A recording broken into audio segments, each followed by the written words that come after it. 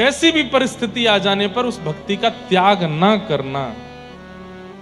जैसे कुम्मन दास जी का एक बहुत प्रसिद्ध चरित्र मैं कहता हूं कथा में, कि उनके एक पुत्र की मृत्यु हो गई, 7 पुत्र थे। तो जैसे कुम्मन दास जी को पता चला कि मेरे एक पुत्र की मृत्यु हुई, तो कुम्मन दास जी बेहोश होकर गिर पड़े। नगरवासी, ग्रामवासी सब लोग बोले, अरे राम राम राम, इतने बड़े भजनानंदी साधक और केवल पुत्र के मरने की खबर सुन के बेहोश हो गए। काय बात का भजन किया इन्होंने, काय बात का साधन किया, अपने पुत्र का मोह नहीं निकाल पाए चित्त से। अरे इनसे बढ़िया तो हम हैं, हमारे घर का कोई सदस्य मर जाए तो हम रोएंगे, बेहोश तो हम नहीं होते। इतना बड़ा भजन साधक कुम्मन दास, और पुत्र की मृत्यु की बात सुन के मूर्छित होकर गिर पड़ा।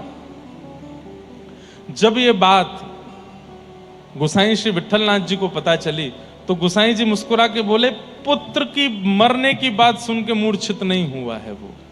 तो बोले वो इसलिए मूर्छित हुआ है कि पुत्र मर गया, अब 13 दिन तक सूतक लग गया, अब 13 दिन तक मैं मंदिर नहीं जा पाऊंगा, श्रीनाथ जी को नहीं देख पाऊंगा, इसलिए मूर्छित हुआ है वो।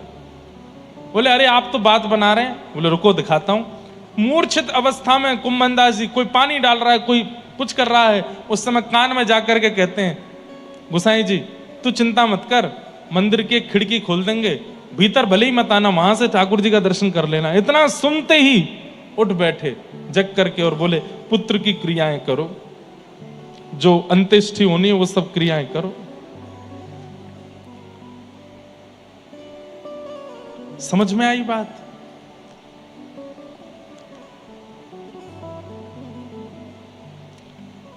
कैसे कैसे प्रेमी हैं ठाकुर जी के। पुत्र मर गया फिर भी भगवत प्रेम कम नहीं हुआ। हमारे महाराष्ट्र में गोरोबा काका जो मटका बनाते थे मिट्टी का, और उनका छोटा सा बालक पैरों के नीचे आ गया। कथा सुनी है आपने? गोरोबा काका, पत्नी ने आकर के कहा कि मैं बालक तुम्हारे हवाले छोड़ के गई थी। वो कीर्तन में ऐसे मग्न हुए, कीर्तन कर रहे थे, मिट्टी दबा रहे थे चरणों से, छोटा बालक घुटमुन घुटमुन पैरों के नीचे आ गया। लेकिन आप कीर्तन में इतने मग्न थे कि नहीं पता चला, बालक की मृत्यु हो गई। लेकिन भगवत भक्ति नहीं छोड़ी, ठाकुर जी का भजन नहीं छोड़ा। कई संसारवादी लोग मेरी इस बात को कह करके, बात को सुन करके बहुत प्रोपेगेंडा बना सकते हैं। कैसी बातें कर रहे हो आप? आपके साथ ऐसा हो जाए तो आप सह लोगे? दुनिया को ज्ञान दे रहे हो व्यास मंच पे बैठ के, खुद के जीवन में अगर कुछ हो जाए सह लोगे? हमसे तो सहने की पूछना ही मत, हम बहुत सह लेते हैं और बहुत सहना जानते भी, इससे ज्यादा भी सह सकते हैं ठाकुर जी की कृपा से। अभिमान में नहीं बोल रहे हैं, लेकिन बात यहां चल रही है कि चाहे जैसी परिस्थिति आ जाए, चित्त में वह प्रेम नहीं घटना चाहिए जो ठाकुर जी के प्रति है, वो नहीं घटना चाहिए। उसे अहेतुकी भक्ति कहते हैं। और ऐसा प्रेम ठाकुर जी से करने वाला, उसके लिए सूत जी कह रहे हैं, वही व्यक्ति का परम धर्म है। यतो भक्तिर अदोक्षजे अहेतुक्य प्रतिहता ये आत्मा संप्रषेदति। अहेतुकी भक्ति करो, चाहे जैसी परिस्थिति आ जाए, ठाकुर जी का त्याग नहीं। सुदामा चरित्र क्यों सुनते हैं हम? भोजन के लाले पड़ गए, घर में रहने के लिए अच्छी व्यवस्था नहीं, बच्चों को खिलाने के लिए साधन नहीं, लेकिन अयम ही परमो लाभो, सुदामा जी कहते हैं, उत्तम श्लोक दर्शनम। उनके लिए वो कष्ट है ही नहीं।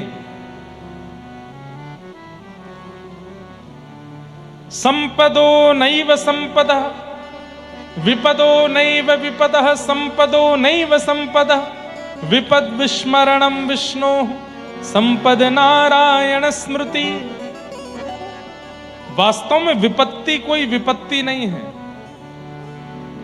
पैर में लग गई, सिर में लग गई, कान में लग गई, हृदय में लग गई, पेट में लग गई, कोई भी पीड़ा हो गई या परिवार में कुछ हो गया, ये विपत्ति नहीं है। बहुत धन मिल गया, करोड़ों का फायदा हो गया, इतनी बड़ी प्रॉपर्टी मिल गई, ये मिल गया, ये संपत्ति नहीं। तो ठाकुर जी को भूल जाना, इससे बड़ी कोई विपत्ति नहीं। और ठाकुर जी की हमेशा याद बने रहना, इससे बड़ी कोई संपत्ति नहीं हो सकती। चाहे जैसी परिस्थिति आ जाए, ठाकुर जी को आप भूलते नहीं हो तो आप सबसे बड़े संपत्तिवान हो। आपसे बड़ा कोई संपत्तिवान नहीं है। ठाकुर जी को नहीं भूलते।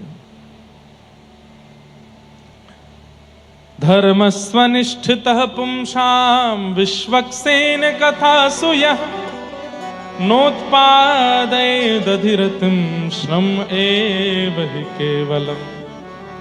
बहुत अच्छी बात है। क्या? हमारे द्वारा एकादशी व्रत किया गया, हमारे द्वारा गिरिराज जी की परिक्रमाएं की गई, हमारे द्वारा वृंदावन के दर्शन किए गए, बद्रीनाथ, जगन्नाथ धाम, द्वारिका धाम, श्री पंढरपुर धाम, श्रीनाथ धाम, ये सब किए गए। खूब बड़े बड़े यज्ञ किए गए, अनुष्ठान किए गए, ब्राह्मणों के सत्कर्म किए गए। लेकिन इन सबको ठाकुर जी ने स्वीकार किया, इसका क्या प्रमाण है? आपके द्वारा किए गए सत्कर्म ठाकुर जी ने स्वीकार किए हैं और ठाकुर जी आपके सत्कर्मों से प्रसन्न हैं, इसका क्या प्रमाण है? तो यहां कहते हैं विश्वक्सेन कथासु यः, भगवान की कथा में रुचि होना, ठाकुर जी की कथा में मन लगना। ध्यान से सुनना, ठाकुर जी की कथा में मन लगना, ठाकुर जी की कथा में रुचि होना। जैसे व्यास जी कहें कि अब आज की कथा विश्राम, आगे की कथा कल कहेंगे, तो मन में बड़ी घबराहट हो जाना। अब कैसे निकलेंगे 12 घंटे, 24 घंटे बाद कथा सुननी है, 24 घंटे कैसे निकलेंगे? इस प्रकार कथा के प्रति व्याकुलता चित्त में रहना, ये इस बात का प्रमाण है कि आपके द्वारा किए गए समस्त सत्कर्म, व्रत, अनुष्ठान सब ठाकुर जी स्वीकार करते हैं। समझ में आई बात? ठाकुर जी की आपके प्रति स्वीकृति का प्रमाण है सत्संग में रुचि होना, सत्संग में मन लगना। और सत्संग में बैठे बैठे आलस आना, सत्संग में बैठे बैठे मन ना लगना, उठ के जाने की इच्छा होना, निद्रा आना, ठीक है अब कल से घर पे ही सुन लेंगे, यहाँ आओ गर्मी लगती है, ऐसा है वैसा है, नहीं। ठाकुर जी की अप्रसन्नता का प्रमाण है ये सत्संग में रुचि ना होना। यहां हम आते हैं 6:30 बजे, कई बार 7 भी बज गए, आज तो 7 बज गए, पर सुनने वाले लोग 2 बजे से आ जाते हैं, 3 बजे से आ जाते हैं। जिनको सुननी है कथा वो 2 बजे 3 बजे से आ जाते हैं, इतनी जल्दी आकर के बैठ जाते हैं यहां पर। अभी दिसंबर में मुंबई में कथा थी, दादर में, कौन कौन आए थे उसमें? आप लोग आए थे भैया। बंबई वाले हमको वहां दादर के, और दादर के आगे कौन सी जगह पड़ती है, हाँ जो भी पढ़ते हैं, वहां के इतने सारे लोग, न्यूज वाले और सब आके बोले कथा होती है 4-5 बजे से और लाइन लगती थी सुबह 8 बजे से, हैं? अंतिम दिन की कथा में तो रात्रि 12 बजे से बच्चे और सब युवा बालक, मैं अपनी जहां रुका था वहां खिड़की में से देखूं और जहां तक देखूं लाइन, रात में 2 बजे मैं तो उठा था जल पीने के लिए, और मैं देखूं तो हरे कृष्ण महामंत्र चल रहा है। मैंने कि भाई 2 बजे कौन गा रहा है? नीचे देखा तो लोग बाग बैठे हैं, किस लिए? कथा सुनने के लिए। मेरे सच में उस दिन तो आंख में आंसू आ गए थे कि सुबह कथा, अभी 10 बजे से कथा होनी है सुबह, अंतिम दिन जल्दी थी कथा, और रात में 12 बजे से लोग बैठे नीचे। क्यों? वहां लाइन लगती थी, लाइन लग के भीतर, और जो पहले आएगा उसको आगे बैठने को मिलता था, तो हमको भागवत जी के पास बैठने को मिला। इसे 2-2 बजे से बच्चे बैठते, और कोई ऐसे नहीं कि बस ऐसे ही चलते फिरते बालक हो ना, अच्छे अच्छे घर के बालक बैठे।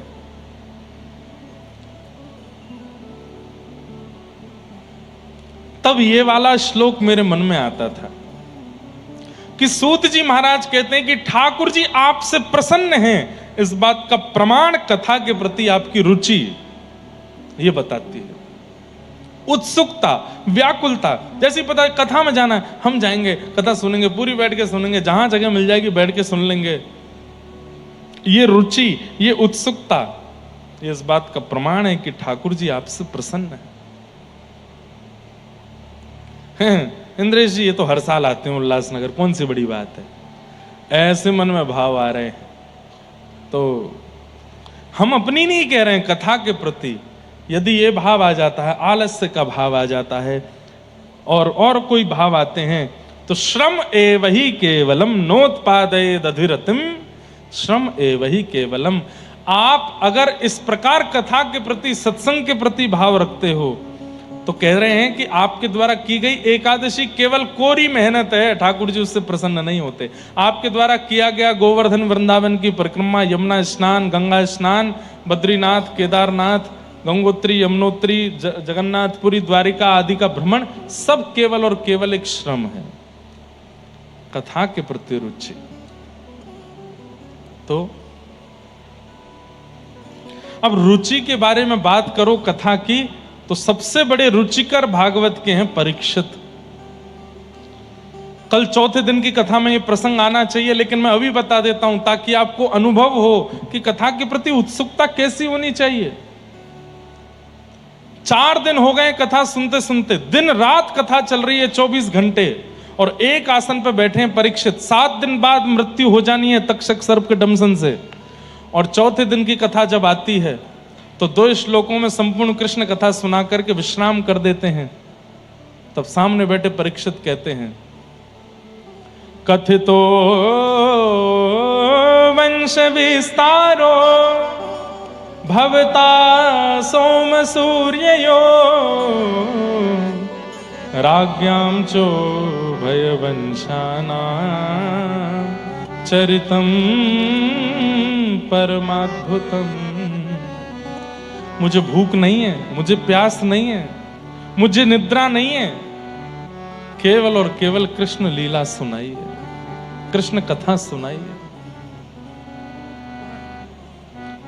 थोड़ी देर आराम कर लो परीक्षित, तुम 4 दिन से बैठे हो। तो परीक्षित कहते हैं, आप जब कथा सुनाते हैं और कथा सुनते सुनते जब मेरे नेत्र बंद हो जाते हैं भाव में, वहीं आराम हो जाता है। आप जब ठाकुर जी की मधुर लीला सुनाते हैं उसी से मेरा पेट भर जाता है।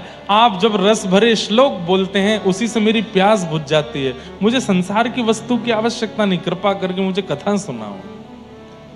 भक्तमालकार श्री नाभाजी तो कहते हैं कि 7 दिन बाद तक्षक सर्प के दंशन से परीक्षित की मृत्यु नहीं हुई, तो जैसे ही सुखदेव जी व्यास आसन पर खड़े हो गए और बोले अब कथा विश्राम होती है, तुम तो राजन मरिष्यति पशु बुद्धि में माम जही, तुम मरोगे ये पशु बुद्धि है। कथा विश्राम करके जैसे ही सुखदेव जी जाने लगे, परीक्षित जी के प्राण उस विरह में निकल गए कि अब कथा विश्राम हो गई, अब कैसे जीऊंगा मैं।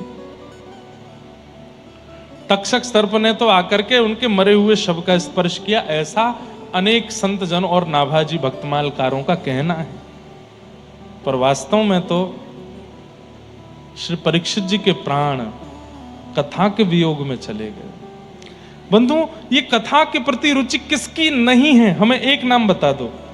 जितने भी भगवत प्राप्त हैं सब ठाकुर जी कथा के प्रति रुचि रखते हैं। सबसे पहला नाम जो सब जानते हैं, प्रभु चरित्र सुनवे को रसिया, राम लखन सीता मन बसिया। श्री हनुमान जी महाराज। पूरी हनुमान चालीसा में गोस्वामी जी ने ये नहीं कहा कि लड्डू का भोग लगाओ, ये नहीं कहा कौवा के पत्ते लगाओ, ये नहीं कहा सिंदूर लगाओ, लेकिन हनुमान जी की सबसे प्रिय वस्तु का उद्घाटन कर दिया। क्या? प्रभु चरित्र सुनवे को रसिया।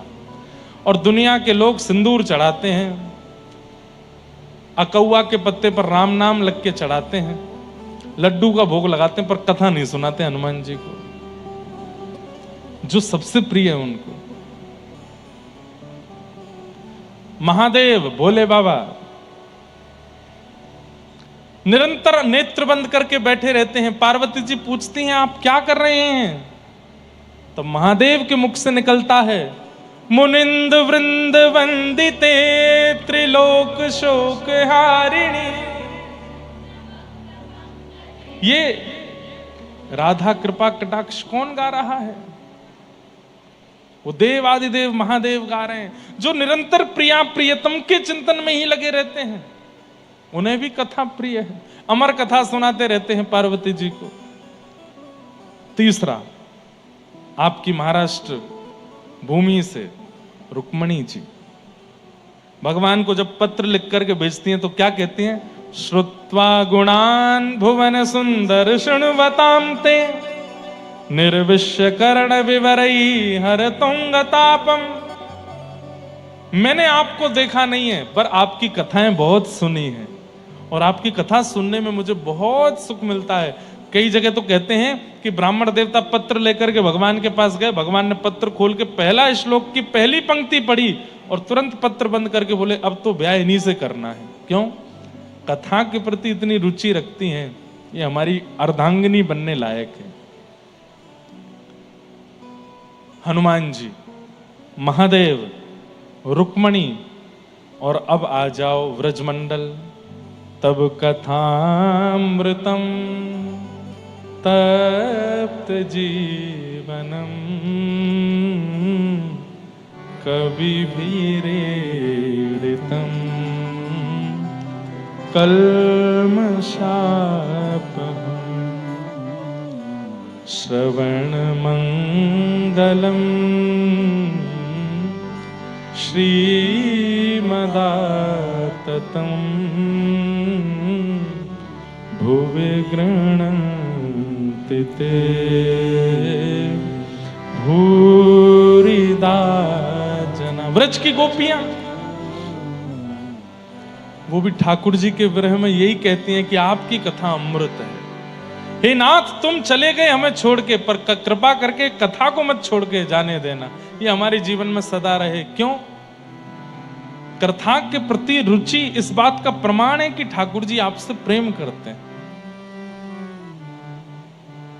और या फिर ऐसा कहो, कथा के प्रति रुचि ही ठाकुर जी को आपके प्रति प्रेम कराएगी। आप बहुत सुंदर तिलक लगाते हो, एकादशी व्रत करते हो, कंठी माला पहनते हो, सुबह 4 बजे उठ के कीर्तन करते हो, बहुत सुंदर सेवा करते हो, नाम निष्ठ हो, भजन निष्ठ हो, प्रसाद निष्ठ हो, लेकिन कथा के प्रति रुचि नहीं तो ठाकुर जी हैं ही नहीं आपके। मैं 1-2 लोगों से ऐसों से मिला हूं, उनके घर पर रुका, 4 बजे उठ के भजन करते हैं, खूब सुंदर तिलक लगाते हैं, इतनी बढ़िया सेवा करते हैं ठाकुर जी की, इतना बढ़िया सब भोग प्रसाद, पर कथा में जब वो आते थे मुझको लेके, उनके घर ही रुका था मैं, विदेश की बात है। मैं जैसे व्यास मंच पे बैठा तो मैं नजर घुमा के देखी तो सो गए। और मैंने कहा चलो थक गए होंगे, कल रात्रि में भारत से आया हूं, इसलिए रात्रि में आए थे, सुबह जल्दी उठ गए इसलिए सो गए होंगे। अगले दिन फिर सो गए, तीसरे दिन फिर सो गए। वो 7 दिन तक सोते ही रहे, कथा प्रारंभ होती और सो जाते। एक दिन मैं उनके साथ बैठा तो मैंने उनका अवगुण नहीं बताया, पर मैंने परखना चाहा कि कथा के प्रति रुचि नहीं है इनकी, सो जाते हैं, कुछ तो किसी रूप में तो बताएंगे, किसी रूप में तो पता चलेगा कि कथा का प्रभाव नहीं है। और उसका पता चल गया। क्या? अपनी पूरी दिनचर्या गाने लगे मेरे आगे। महाराज जी मैं 4 बजे उठ जाता हूं, पिछले 35 साल से मेरा नियम है, 4 बजे उठ जाता हूं, हारी बीमारी आंधी तूफान ये वो फलाना। और दुनिया के लोग सिंथेटिक इत्र मंगाते, मैं कन्नौज में एक व्यक्ति है उसी से ही इत्र मंगवाता हूं, ठाकुर जी का प्योर इत्र। अपना हाथ आगे कीजिए, मैंने हाथ आगे किया, लगा सूंघ के देखे, मैंने बहुत बढ़िया है, मैंने कि लाओ थोड़ा हमको भी दे दो। आपके लिए भिजवा दूंगा, मैं घर भिजवा दूंगा आपके लिए। नहीं, अभी नहीं दूंगा। ये वस्त्र देख रहे हैं महाराज जी, इसमें असली चांदी का काम है, इसमें असली सोने का काम है। बस जैसे ही उन्होंने अपना उद्घाटन किया, बातों का पता चल गया कि सत्संग नहीं है। क्यों? क्योंकि अपने भजन का प्रचार कर रहे हैं, अपनी सेवा का प्रचार कर रहे हैं, अपनी बातों का प्रचार कर रहे हैं। ठाकुर जी इनसे प्रसन्न नहीं है।